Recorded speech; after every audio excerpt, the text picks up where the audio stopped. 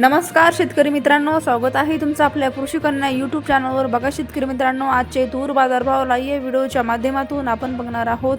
तत्पूर्वी आपण चॅनलवर नवीन असाल तर चॅनलला सबस्क्राईब करा, व्हिडिओला लाईक करा आणि शेअर करा, त्यामुळे तुम्हाला नवीन व्हिडिओचे अपडेट लगेच बघायला मिळतील। चला तर व्हिडिओला सुरुवात करूया। बघा शेतकरी मित्रांनो, कृषी उत्पन्न बाजार समिती